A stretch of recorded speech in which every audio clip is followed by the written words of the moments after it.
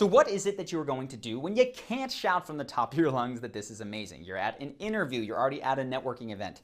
Whatever it is, what do you do in that situation? Well, you're going to do a light version of the incantation, and it really, since you can't use your voice to that degree, you have to really tap into the body and, if possible, the visualization. Now, sometimes you can't even tap into the visualization because you're mid-conversation.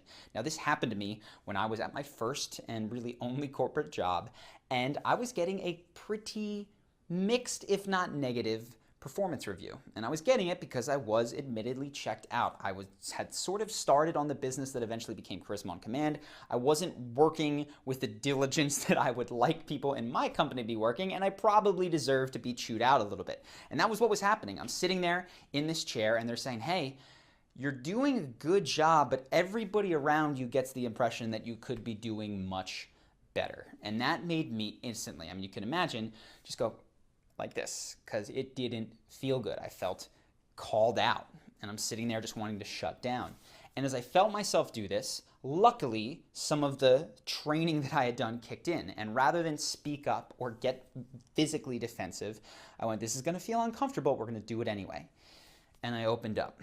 I put my hands kind of on the armrests in a position like this, where they were just completely open. I sat back and I opened up my whole chest and throat and even kind of tilted my head back just a little bit to expose my vulnerable spots. Now, why did I do this? Because I knew that there is a feedback loop in your body. It goes both ways. You feel uncomfortable, you start to act uncomfortable.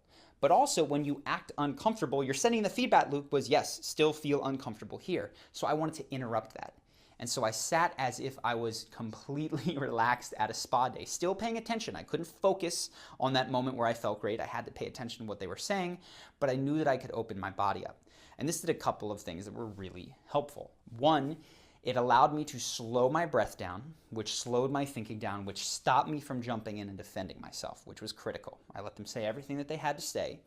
And then when they finished, I took a deep breath before responding. And believe it or not, before, when I thought they had finished, they said, you know what, but there's also the flip side, which is all these things that you've done well. And then they listed all the things that I did well.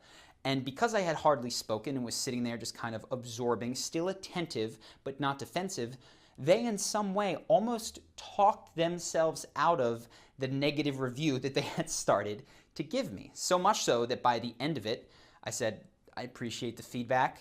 Is there anything else that you guys want to tell me so that I can learn? And because I could say that because I was not in a defensive position. Had I allowed myself to sit like this, I wouldn't have wanted to hear anything else. So if you find yourself in a position where you're out at a club or a bar, or I always use these topics because I know that that was where my mind was when I was in my younger 20s. Now it's more when I have to give a speech or if there's a really important meeting, something like that that's coming up. Wherever it is for you, if you find yourself unable to shift your focus or anything else, one, open up your body language. If you're out and it's possible in this venue, extend your arms off of your body, even just for a minute. It can look like a stretch, right?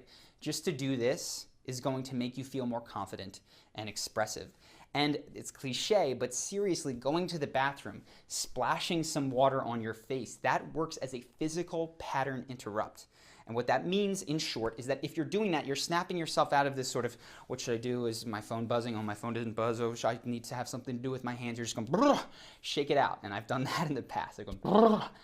And when you do that, we are using this principle of tapping into your body to snap out of negative states of lacking confidence and into states of high confidence.